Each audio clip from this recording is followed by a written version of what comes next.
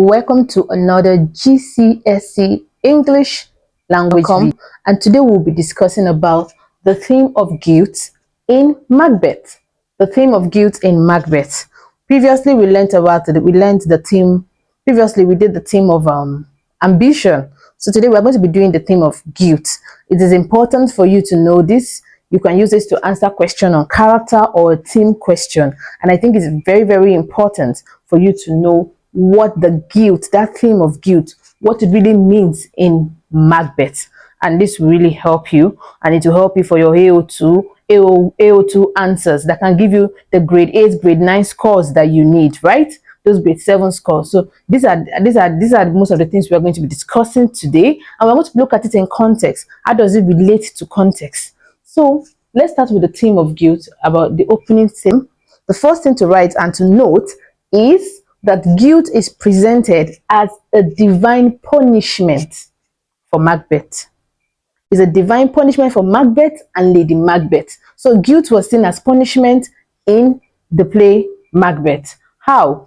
And how was this seen? We can see guilt in the life of Lady Macbeth. We can see guilt in Macbeth, but they are both different. The guilt was shown or expressed differently for the different characters in the play. For Lady Macbeth, as a result of this, the ambition, you know, we looked at the theme of ambition. The ambition for Macbeth led to guilt because he kept on killing and killing and killing. So for him, guilt was outward.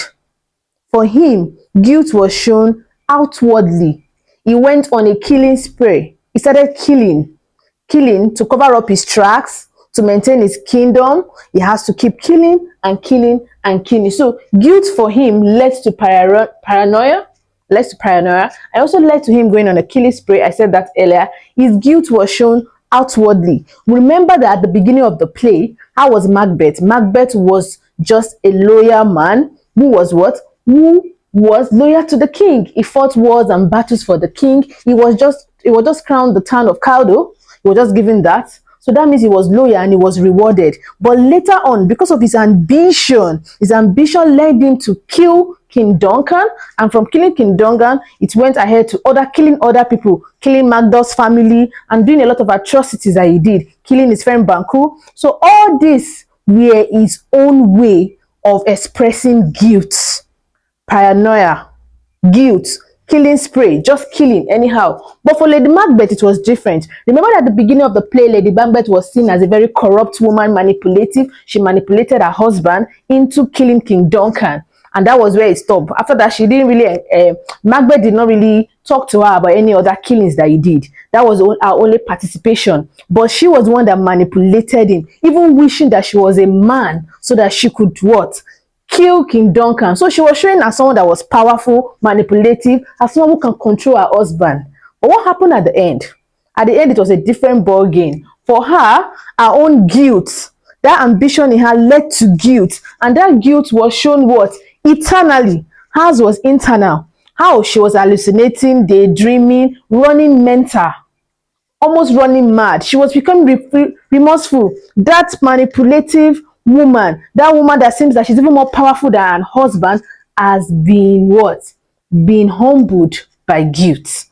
So when we're talking about guilt, our opening statement should state that both Macbeth and Lady Macbeth's punishment, divine punishment, was guilt, but it was shown differently. One was internally, the other was outwardly. One was paranoia, killing spree. The other was what? Remorse, hallucination, daydreaming, running mad. So for the both of them, is how do we relate the theme of guilt to context? Now, number one thing we should know is that killing a king was seen as provocative in those days. It was really a provocative act. Killing a king was seen as provocative and wrong in those days. And Queen Elizabeth just died. She died without an heir to the throne, and then King James of Scotland became king, and questions were raised about if he was actually the rightful king, and there were even elimination attempts on his life. He belonged to theatre, Shakespeare's theatre group.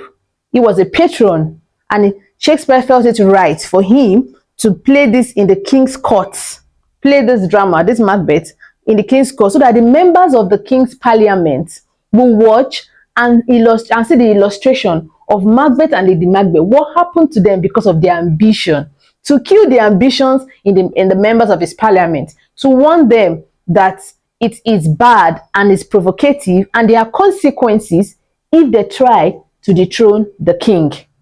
So that was the major reason why this was presented in the court of King James, to warn all his members of his parliament to stay away from ambitions, the dangers of ambitions, and what will happen to them if they try to overthrow the king. And then there was a divine right of nature in those days, that you are not supposed to be ambitious. If you are meant to be a king, you should be a king. And if you are not meant to, don't be too ambitious. Focus on what you are supposed to do. Also, Shakespeare relates religion to guilt. There was a place where when Macbeth was contemplating whether to kill King Duncan or he shouldn't kill King Duncan, he said something that I would jump to the afterlife. There's a belief that as a Christian, there's an afterlife for you if you do good.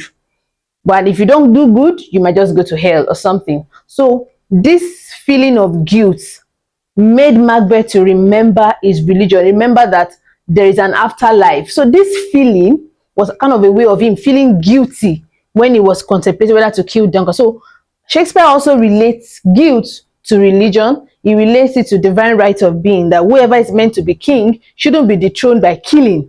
We should let things breathe. I'm very sure Macduff really demonstrated this by handing over the throne to Malcolm, despite being the one that killed Macbeth. And that is him giving back the divine rights of things, how things are meant to be, because Macbeth uttered it. Shakespeare was clearly condemning regicide. He condemns regicide. He condemns killing of the king while on the throne. So after your thesis statement and explaining that guilt was a divine punishment for both Lady Macbeth and Macbeth, you move to your first paragraph. And remember, I told you when you're discussing a paragraph, always tell us who the character was at the beginning and how he changed.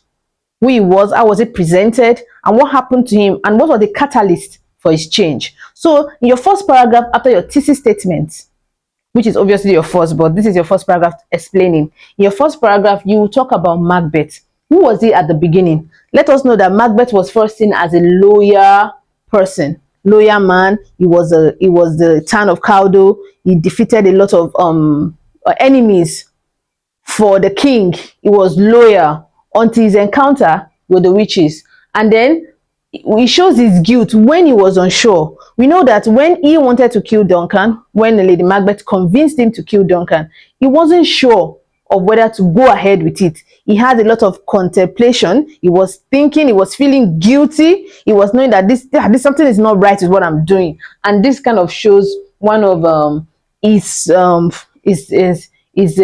killing. He knows in his mind, he was like, killing Duncan. And immediately he killed Duncan, he regretted it. He regretted his mistake, but he didn't change.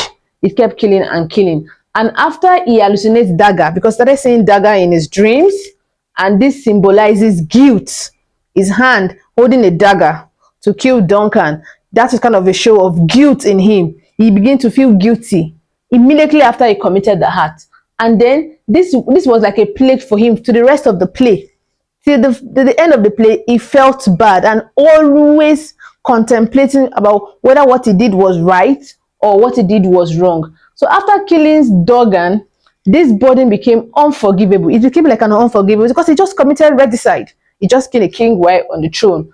And he started saying this. He said some, so you can make some of your quotations. Some quotations are, is this a dagger which I see?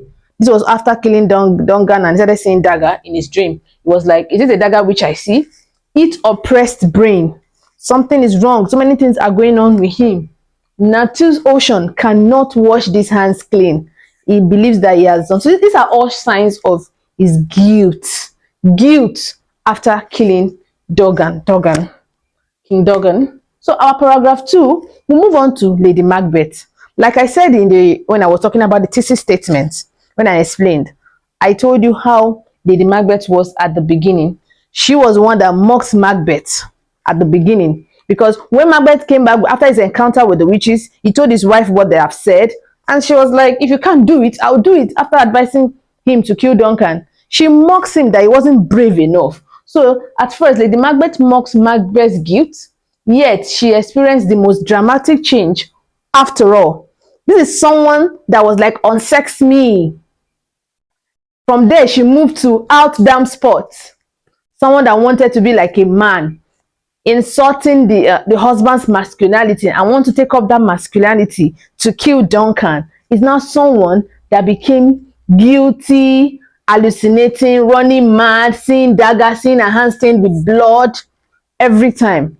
That was a massive change. She experienced one of the most dramatic change, from the manipulative and the husband controlling woman to the remorseful and guilty conscience and wherever she was at the end. So she transformed into hallucinating and seeing blood in her hands. Guilt makes her become shadow of herself. She goes from being the controlling woman that was controlling her husband, to being what? Insane. She became mad, like running mental. She said words like, "How damn sports, will these hands ever be clean?" This is her transformation from the controlling woman to the mad woman. So these are, and all these are all attributed to guilt. This was her own internal display of guilt. Her husband's guilt was external, killing spree, but ours was what? More of internal, hallucinating and running mad. Finally, in your paragraph 3, when you have done, you've explained, you've given all the different ways that guilt was shown in the life of both Macbeth and Lady Macbeth. Then you tell them that even though Macbeth and Lady Macbeth became king, without killing Duncan, they actually became king, but they gained power, but they didn't enjoy that power. But for how long? The power was not really enjoyed. They didn't really enjoy it because their guilt led them to lose control, especially Macbeth. Macbeth lost control because when you do evil, you need to use evil to keep covering evil. So he kept killing to cover his tracks. And Lady Macbeth, on the other hand, was just running mad, was hallucinating. So it led them to lose control of their realities. Guilt affects both characters differently. Macbeth grows paranoid, more like a tyrant. And what was the end of his life? At the end of the day, he was killed in the hands of Malcolm. He was killed in battle. He died. Although, in that time, being killed in battle is shown as an heroic act. It's like an hero, but he still died a tragic death, dying in the hands of Malcolm, because he felt like, since the witches said nobody born of a woman can kill him, but Macbeth was actually born to CS. So that's another story for another day. So he was killed in the hands of Malcolm. And then for Lady Macbeth, guilt turns into what? Hallucination, running mental, seeing blood, seeing dagger, seeing her hands being stained with blood. All this, and finally what happened? She killed herself. She committed suicide. So their power was short-lived, and this was a great warning for them.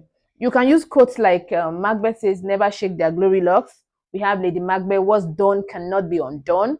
These are words that shows their regret after they have done it, and after seeing that everything they have done was actually worthless. This was the words they said. And with this, you are good to go with the theme of guilt. I'll see you next time, where we discuss another theme or another character or another topic.